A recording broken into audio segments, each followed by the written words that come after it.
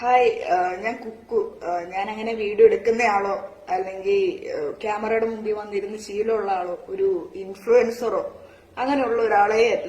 അതുകൊണ്ട് തന്നെ എനിക്ക് എങ്ങനെ പറയണമെന്നോ എങ്ങനെ സംസാരിച്ച് അതൊന്ന് ക്ലാരിറ്റിയോടെ തരണമെന്ന് എനിക്ക് വലിയ ധാരണയൊന്നുമില്ല. ആക്ച്വലി സ്പീക്കിംഗ്, ഞാൻ ഇങ്ങനെ ഒരു വീഡിയോ ഇടാനായിട്ടുള്ള ഒരു മെയിൻ റീസൺ എന്താന്ന് വെച്ച് കഴിഞ്ഞാൽ, സിംഗർ അമൃത സുരേഷ് ആൻഡ് അഭിരാമി സുരേഷ്, ഇവര് രണ്ടുപേരും എനിക്ക് എന്റെ കൂടപ്പിറപ്പിനെ പോലാണ്. കഴിഞ്ഞ ഒരു 4-5 വർഷമായിട്ട് ഞാൻ ഇവരുടെ കൂടെ ഉണ്ട്. ബോബനും മോളിക്കത്തും പട്ടിയെ പോലെ ഇവർ എവിടെ പോയാലും ഞാനുണ്ട്. ഇവരുടെ വീഡിയോസ് കാര്യങ്ങളാണെങ്കിലും ഞാനാണ് ഷൂട്ട് ചെയ്യുകയാണെങ്കിലും കാര്യങ്ങളൊക്കെ എല്ലാം ഞാൻ കൂടെ നിൽക്കുന്ന ഒരാളാണ്. അപ്പൊ എനിക്ക് അവരെ അത്രയും നന്നായിട്ട് പേഴ്സണലി അറിയാവുന്നത് കൊണ്ട് ഈ കഴിഞ്ഞ കുറച്ചു ദിവസം എന്നല്ല പറയണ്ടത്, സെപ്റ്റംബർ 21 പാപ്പുവിന്റെ ബർത്ത്ഡേക്ക് ശേഷം വീണ്ടും കുറെ ഫേക്ക് ആയിട്ടുള്ള ആരോപണങ്ങളും പിന്നെ ആവശ്യമില്ലാത്ത സൈബർ ബുള്ളിങ് ഇങ്ങനെ വന്നുകൊണ്ടിരിക്കുകയാണ്.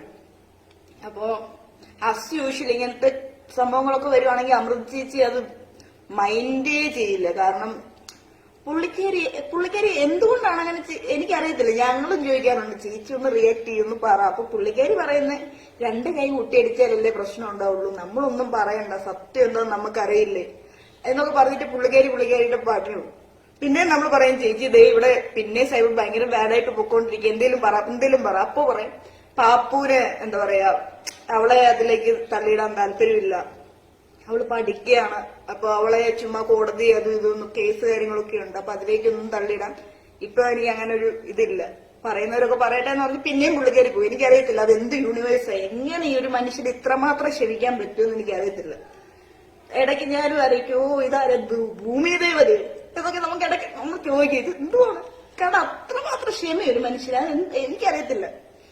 അപ്പൊ ആ ചേച്ചിയെ പറ്റി, അപ്പൊ അങ്ങനെ ഒരു തങ്കക്കൂടമാണ് ഞങ്ങളുടെ ചേച്ചി. ആ ചേച്ചിയെ പറ്റി എന്തൊക്കെയാ വരുന്നേ, എന്തൊക്കെയാ പറയണേ.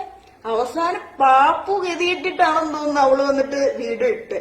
കാരണം പാപ്പു അങ്ങനെ ഒരു വീഡിയോ സാധാരണ ഞാനാണ് അവരുടെ ഇതിനകത്ത് ഓരോ സാധനം അപ്ലോഡ് ചെയ്യുന്നത്. ഞാനിപ്പോ പെട്ടെന്ന് ഞാൻ സ്ക്രോൾ ചെയ്ത് പോകുന്നൊരു പാപ്പു എൻഗാൻമെന്റ് പുതിയൊരു വീഡിയോ. അപ്പൊ ഞാൻ ഓർത്ത് ഇനി സെൽഫ് വ്ലോഗിങ് തുടങ്ങിയോന്ന് അറിയാൻ വേണ്ടിയാണ് ഞാനത് ഓപ്പൺ ചെയ്ത് നോക്കി. അപ്പൊ പാപ്പു ഇതിനെപ്പറ്റി ഒന്ന് സംസാരിച്ചല്ലോ എന്ന് ഓർത്തപ്പോ എനിക്ക് ഓക്കെ ശരി, അവള് ഓപ്പണായിട്ട് പറയാൻ കാണിച്ച ആ ഒരു സാഹചര്യം നിങ്ങൾ ഓർക്കണം.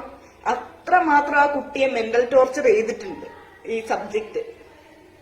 സാധാരണ എന്റെ വീട്ടിലൊക്കെ എന്റെ ബർത്ത്ഡേക്ക് എന്റെ അച്ഛൻ എന്നെ ഇങ്ങോട്ട് വിളിക്കും, എന്നിട്ട് ഹാപ്പി ബർത്ത്ഡേ എന്ന് പറയും. അല്ലാതെ ഞാൻ അങ്ങോട്ട് വിളിച്ചിട്ട് അച്ഛൻ ഇന്ന് എന്റെ ബർത്ത്ഡേ ഹാപ്പി ബർത്ത്ഡേ എന്ന് ഞാൻ എന്തിനാ എന്റെ അച്ഛനെ അങ്ങോട്ട് വിളിച്ച് ഞാൻ വിഷ് ചെയ്യുന്നേ? അച്ഛന്റെ ബർത്ത്ഡേക്കല്ലേ വിഷ് ചെയ്യണ്ടേ? എന്റെ ബർത്ത്ഡേക്ക് എന്റെ അച്ഛൻ ഇങ്ങോട്ടല്ലേ വിഷ് ചെയ്യണ്ടേ? പക്ഷെ ഇവിടെ ചില അച്ഛന്മാര് നേരെ എടുക്കും, ഒരു വീഡിയോ എടുക്കും, എന്നിട്ട് ബാക്ക്ഗ്രൗണ്ട് ഒരു പാട്ടിടും, കണ്ണാനെ കണ്ണേ എന്നൊക്കെ പറഞ്ഞിട്ട് ഭയങ്കര ഇമോഷണൽ തമിഴ് പാട്ടൊക്കെ കയറ്റി കുളന്തേ അവകാശമുണ്ട് എന്നൊക്കെ വന്നിട്ട് അങ്ങ് പറയുവോ, അങ്ങ് തകർക്കുവോ. അത് മകളോടുള്ള സ്നേഹമാണോ അതോ സോഷ്യൽ മീഡിയ അറ്റൻഷന് വേണ്ടിയുള്ള കഷ്ടപ്പാടാണോ നമുക്ക് മനസ്സിലാവത്തില്ല. ഇപ്പൊ സാധാരണ നമ്മുടെയൊക്കെ വീട്ടില് നമ്മളോട് സംസാരിക്കണമെങ്കിൽ നമ്മുടെ അച്ഛന്മാരും നമ്മുടെ അമ്മയോ അല്ലെങ്കിൽ നമ്മുടെ വീട്ടിൽ ഫോൺ ആർക്കാണോ ഉള്ളത് അവരെ വിളിച്ചിട്ട് പറയും, മുതിർന്നവരെ വിളിച്ചിട്ട് അവർക്ക് ഫോൺ കൊടുക്കാൻ പറയും. ഇവിടെ വേറെ ചില അച്ഛന്മാര് ലൈവ് വരും, കുളന്തി എങ്കെ. എനിക്ക് മനസ്സിലാവുന്നില്ല ഇത് എന്ത് തരം ന്യൂജൻ തന്തയാണോ, ന്യൂജന്റെ അച്ഛനാണോ എന്ന് എനിക്ക് മനസ്സിലാവുന്നില്ല. ന്യൂജൻ അച്ഛനായതുകൊണ്ടായിരിക്കാം പുള്ളി ഇങ്ങനെയൊക്കെ. ചിലപ്പോ വീട്ടിലൊക്കെ നിൽക്കുമ്പോ ഫുഡൊക്കെ കഴിക്കാൻ വേണ്ടി പുള്ളിക്ക് വാട്സപ്പിലായിരിക്കും, പിന്നെ പുള്ളിയുടെ ഫോൺ കോൾ ഇടയ്ക്കിടയ്ക്ക് ലീക്ക് ആവും, അങ്ങനത്തെ പ്രശ്നമൊക്കെ ഉണ്ട്.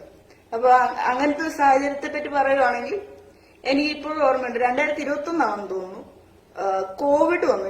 എനിക്കും അമ്മ ചേച്ചിക്ക്, അത് പീക്ക് ടൈമിലാണ്, കോവിഡിന്റെ പീക്ക് ടൈമിൽ എനിക്കും അമ്മ ചേച്ചിക്ക് ഒരുമിച്ച് ആ കോവിഡ് വന്നത്. ആ സമയത്ത് ഞാൻ ജസ്റ്റ് ജോയിൻ ചെയ്തിട്ടേ ഉള്ളൂ ഇവരോട്. ആ സമയത്താണ് കോവിഡ് വരുന്നത്. അങ്ങനെ കോവിഡ് വന്ന് അമൃത ചേച്ചി ഓൾറെഡി പുള്ളിക്കാരിക്ക് സ്റ്റേ ചെയ്യാൻ സ്ഥലമുണ്ട്, ഞാൻ ഹോസ്റ്റലിലാണ് നിൽക്കുന്നത്.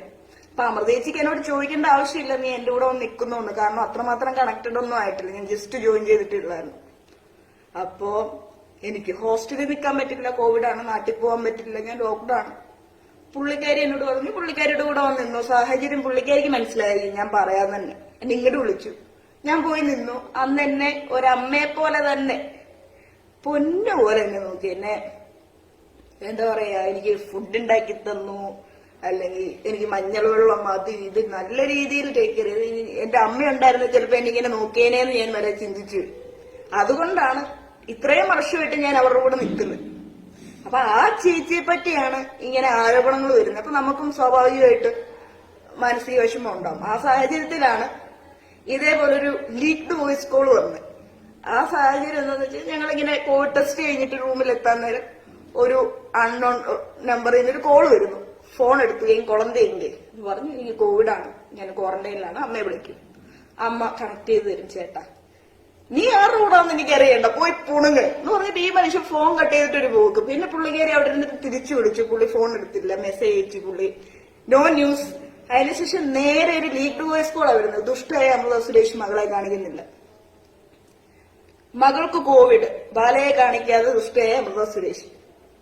അമൃത ചേച്ചി എന്താ പറയാ, പുള്ളിക്കാരി വിളിച്ചു, പുള്ളി മെസ്സേജ് അയച്ചു, എടുത്തില്ല. ഒരു ലീക്ഡ് വോയിസ് കോൾ അങ്ങ് വരിക, അങ്ങ് ലീക്കാവും, അങ്ങ് ലീക്കാ. പുള്ളി നമ്മള് സാധാരണ ഓരോരുത്തരെ വെച്ച് നോക്കുമ്പോ ഓരോ സാധനങ്ങള് അവർ വർക്ക് ചെയ്ത സാധനങ്ങളായിരിക്കും വരിക. ഇദ്ദേഹത്തിന്റെ പേരടിച്ചു നോക്കി കഴിഞ്ഞാൽ ഒരു 150 ലീക്ഡ് വോയിസ് കോള്, കുറെ ആരോപണങ്ങള്, പിന്നെ കുറെ troll.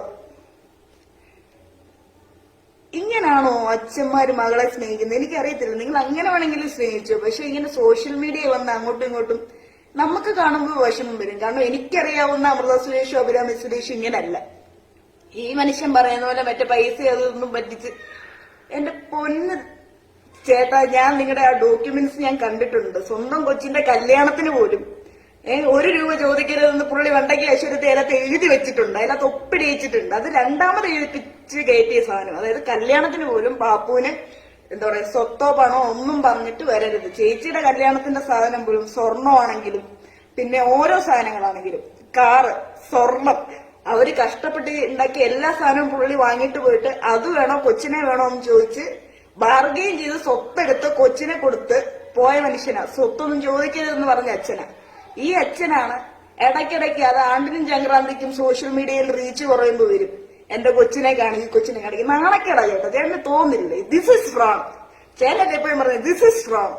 Please try to understand being a human. മനുഷ്യത്വമെങ്കിലും നിങ്ങൾ ഒരു അച്ഛൻ എന്നുള്ള നിലയിൽ വളരെ വലിയൊരു പരാജയം, ഞാൻ പൊക്കി പറയുമല്ല, വലിയൊരു പരാജയം. ഭർത്താവ് എന്നുള്ള നിലയിൽ ഞാൻ അറിഞ്ഞിടത്ത് വെച്ച് ആ ഒരു ഇത് വെച്ചിട്ട് നിങ്ങള് പരാജയം. ഒരു മനുഷ്യൻ എന്ന നിലയിലെങ്കിലും എനിക്ക് തോന്നുന്നില്ല നിങ്ങളെ കൊണ്ട് പറ്റുമെന്ന്. പക്ഷെ ശ്രമിക്ക്.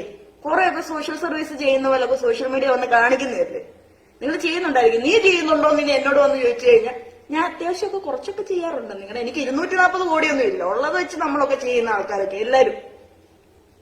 ഇനി ഇതിന്റെ പേര് ഇനി പുള്ളി വീട്ടിൽ തോക്കുമായിട്ടൊക്കെ വരുമെന്ന് എനിക്ക് അറിയത്തില്ല. വരുവാണ് റാന്നിയിലോട്ടൊന്നും പോലും. പ്രായമായ എന്റെ അമ്മാമയോടെ ഇരിക്കുന്നത്.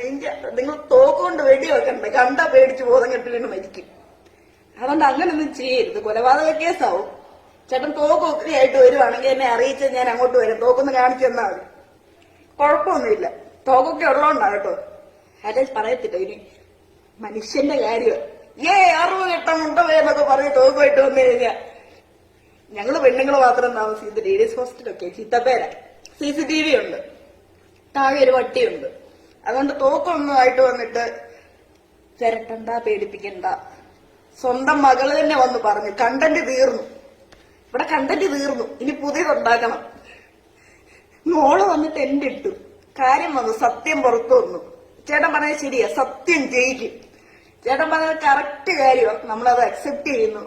ആക്ടർ ബാല പറയുന്നത് കറക്റ്റാ, സത്യം ജയിക്കും. ഒരു നാൾ സത്യം ജയിക്കും. സത്യം ജയിച്ചു. സ്വന്തം മകള് തന്നെ വന്ന് സത്യം പറഞ്ഞു.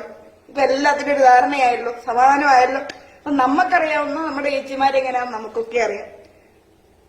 സത്യം വീണ്ടും ജയിച്ചു. അപ്പോ ദാറ്റ്സ് ഇറ്റ്.